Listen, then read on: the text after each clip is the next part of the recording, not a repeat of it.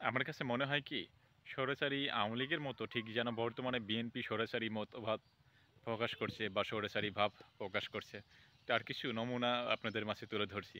একটা জিনিস দেখেন, যে জাহাঙ্গীরনগর ইউনিভার্সিটিতে যখন ছাত্র শিবির মিটিংয়ে বসলো, সেখানে কিন্তু ছাত্রদল যায় নাই। আর কি বলল? যে ছাত্র শিবিরের মধ্যে নাকি ছাত্রলীগের অবস্থান রয়েছে। তো আসলে ভাই, বাংলাদেশে কার নীতি নৈতিকতা কীরকম সেটা কিন্তু বাঙালি ভালো করেই জানে, বা বাংলাদেশের মানুষ ভালো করে বোঝে। কোনো দলকে সমালোচনা করার আগে নিজের দলের বিষয়ে আগে, নিজের দলের আদর্শের বিষয়ে আগে সততা অর্জন করা উচিত, বা ভালো মতামত পোষণ করা অবশ্যই উচিত। না হলে আপনি কখনো নিজের দলের বিষয়ে যদি আপনি না জানেন, অন্য দলকে নিয়ে কখনো মতামত করা ঠিক না। নভেম্বরে ভারতের আগ্রাসীর বিরুদ্ধে যখন সকল ছাত্র সংগঠনগুলো যখন একত্রিত একই মঞ্চে বসে ঐক্য এবং সংহতি প্রকাশ করলো, ঠিক তখন ছাত্র দলের নেতারা গেল না, বা বিএনপি গেল না। তারা কি বলছে? যে না, আমরা মঞ্চে বসে বৈঠক করব না। কেন রে? তোমরা কি খুব লেতা হয়ে গেছো? 18 বছর, 17 বছর, 16 বছরে তোমরা কোথায় ছিলে? তোমাদের কার্যক্রম তো চোখে পড়ার মতো কোথাও ছিল না। তোমরা তো এত বড় পরিসরে কোনো আন্দোলন করতে পারো নাই। তাহলে আজকে যখন ভালো সময় আসছে, সুদিন আসছে, তখন নিজেদের খুব লেতা লেতা ভাব পোষণ করা শুরু করছে না? মিরসরাইয়ে জামাতের মিটিংয়ে ছাত্রদলের হামলা, এমন সংবাদ বা এমন পত্রিকায় প্রত্যেকটা দেশের প্রধান পোর্টাল নিউজগুলোতে সংবাদ প্রচার হলো। তা একবার চিন্তা করুন, যে বিএনপির থেকে অনুমতি না নেওয়ার কারণে জামাতের দলের বা জামাতের সমাবেশে আক্রমণ চালালো। কেন রে ভাই, তোমরা কি সরকার গঠন করেছো? বা তোমরা কি দল গঠন করে তোমরা কি দেশের গভর্নমেন্ট কার্যক্রম পরিচালনা করছো যে তোমাদের থেকে অনুমতি নিতে হবে? ঠিক এরকম দেশের প্রত্যেকটা ইউনিয়ন, উপজেলা, ওয়ার্ড বা জেলা পর্যায়ে এখন বিএনপি থেকে অনুমতি না নিয়ে কোনো কাজ করা যাবে না। কেন? নিজেদের খুব নেতা মনে করো এখন, না? এখন নিজেদের কাছে খুব নেতা নেতা মনে মনে ভাব হচ্ছে। এতে নেতা নেতা মনে মনে ভাব আগে কোথায় ছিল? আগে তো খুব লুকিয়ে বেড়াইতে। আর এখন তোমরা ক্ষমতায় না পেয়ে এই ক্ষমতার অপব্যবহার শুরু করছো। তো এইভাবে কিন্তু দল টিকবে না, কারণ স্বৈরাচারের মনোভাব যতদিন পর্যন্ত থাকবে বা এই দূর না হবে, ততদিন পর্যন্ত কিন্তু মানুষের কাছে বা মানুষের মন জয় করা যাবে না। আপনি আরেকটা জিনিস দেখবেন, যে আওয়ামী লীগের যারা দোসর ছিল, বিভিন্ন ওয়ার্ড থেকে শুরু করে ইউনিয়ন পর্যায়ে বা উপজেলা, জেলা পর্যায় পর্যন্ত, এই প্রত্যেকটা নেতাকর্মীর ছত্রছায়া দিচ্ছে হচ্ছে এই বিএনপি ছাত্রদল।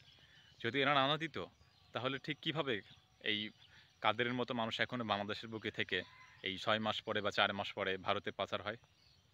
কিভাবে হয়?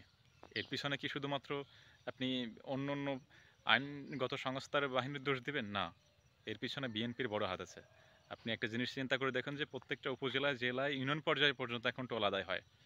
রাস্তাঘাটে সব জায়গাতে টোল আদায় করা হচ্ছে, সড়ক বিভাগেও টোল আদায় করা হচ্ছে। এখনো কি নির্দেশ আসছে যে টোল আদায় করার? এই প্রত্যেকটা যে পৌরসভার থেকে যে টোল আদায় শুরু করছে, এই পৌরসভার টাকা এখনো কোথায় যাচ্ছে? এটা সম্পূর্ণ টাকায় বিএনপি খাচ্ছে। আর টাকা তারা খাবেই না কেন? কারণ তারা তো এখন লেথা হয়ে গেছে। তারা বিশাল বড় মাপের ঠেলাবাজ লেতা হয়ে গেছে।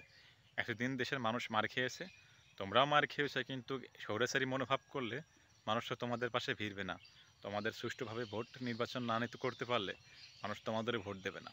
সবসময় একটা কথা মনে রাখতে হবে, যে আওয়ামী লীগের মতো যদি স্বৈরাচারী মনোভাব পোষণ করা যায়, তাহলে ঠিক শেখ হাসিনাকে যেমন ঘৃণা করেছে, শেখ হাসিনাকে যেমন বাংলাদেশ থেকে তাড়ানো হয়েছে, ঠিক বিএনপিকেও এরকম বাংলাদেশের থেকে মানুষ, সাধারণ জনতা যারা আছে, তারা মুখ ফিরিয়ে নিয়ে যাবে, এবং 2-4 বছরের পরেই এই বিএনপিকেও দেশ ছাড়া করবে বাংলার দেশের সাধারণ মানুষ, সাধারণ আপামর জনতা। রাষ্ট্রপতি চুপ্পুকে সরানোর জন্য, যিনি শেখ হাসিনার একমাত্র অন্যতম প্রধান দালাল ছিল, তাকে সরানোর জন্য ছাত্ররা আন্দোলন করলো। বিএনপি বলল কি যে না, তাকে সরানো যাবে না। তিনি খুব ভালো মনের, তিনি পীর আউলিয়া মানুষ। তিনি বাংলাদেশের জন্য বিএনপির পরিপ্রেক্ষিতে পীর আউলিয়া হয়ে পয়দা হয়েছে। তো কল্পনা করা যায় যে এই চুপ্পু রাষ্ট্রপতি হয়ে রাষ্ট্রের কী উপকারটাই করলো এই কয়দিন, এই কয়টা বছর কী উপকার করছে বলুন আপনারা? তাকে কিন্তু সহায়তা করছে, বা তাকে এখনও গদিতে রাখার অন্যতম হাতিয়ার হচ্ছে এই বিএনপি। তারা চিন্তা করুন যে বিএনপির মধ্যে কী স্বৈরাচারী মনোভাব আসছে।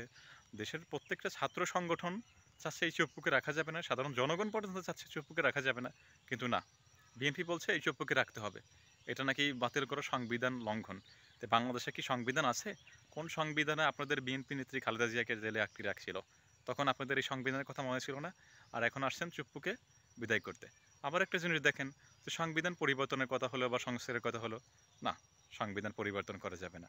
সংবিধান পরিবর্তন করলে তাদের নাকি ক্ষতি হবে, বিএনপির বড়ও বিশাল মাপের ক্ষতি হবে। তারাও যে আসলে কথায় আছে না, চোরে চোরে মাছ তো ভাই, এই বিএনপি আমলিক ঠিকই একই মনে হয় যে চোরে চোরে মাছ তো ভাই। যে আওয়ামী লীগ এই ১৬টা বছর ধরে দেশের সাধারণ মানুষের নির্বাচনে যেমন অংশগ্রহণ করতে দেয় নাই, স্বাধীনভাবে ভোট প্রদান করতে দেয় নাই, দেশের মানুষের প্রত্যেকটা আইন স্বাধীনতা নষ্ট করেছে এই আওয়ামী লীগ। এই আওয়ামী লীগকে যখন দেশের সাধারণ মানুষ, ছাত্র সংগঠনগুলো যখন নিষিদ্ধের ডাক দিল, তখন বলে যে না, একে নিষিদ্ধ করা যাবে না, একে নিষিদ্ধ করলে সমস্যা হবে, একে নিষিদ্ধ করবে জনগণ।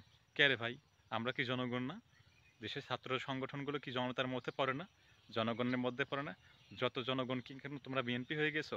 তোমরা লুটে ফুটে খাওয়ার জন্য কি এখন বিএনপি হয়ে গেছো বড় জনগণের মাথা? তো মাঠ পর্যায়ে থেকে যারা বিএনপি নেতাকর্মী আছেন বা ঊর্ধ্বতন কর্মকর্তা, নিম্ন শ্রেণী থেকে উচ্চ পর্যায়ের, তাদের সবারকে সতর্ক করে দিয়ে একটা কথা বলি, আপনাদের মধ্যে যদি এই স্বৈরাচারী হাসিনার মনোভাব থাকে বা এই বিগত ১৬টা বছর যে আওয়ামী লীগ মানুষের সাধারণ দেশের জনগণের উপর যে নির্যাতন, অত্যাচার, বিনা ভোটে নিয়েছে, গুম, হত্যা করেছে, এগুলো যদি আপনারা করতে থাকেন, তাহলে মানুষ মুখ ফিরিয়ে নেবে।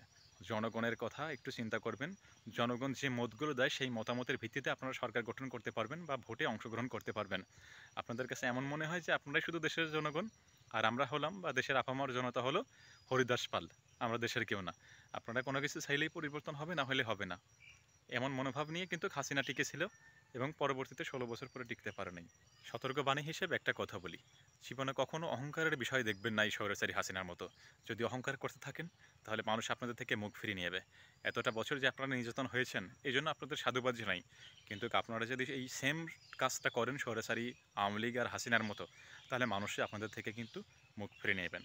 আর ভিডিওটা তারা শেষ পর্যন্ত দেখলেন, তারা কিন্তু ইউটিউব চ্যানেলকে সাবস্ক্রাইব করে দেখবেন। আর যারা ফেসবুক থেকে দেখছেন, তারা ফলো দিয়ে ভিডিওটা শেয়ার করে অন্যকে দেখার সুযোগ করে দিবেন। এবং আমার মতামতটা কেমন লাগলো বা আপনাদের মতামতের সাথে কি একক আছে নাকি, যদি থাকে তাহলে শেয়ার করে দিবেন। ধন্যবাদ। পরবর্তীতে দেখা হবে আবার কোনো এক নতুন এপিসোডে। আসসালামু আলাইকুম।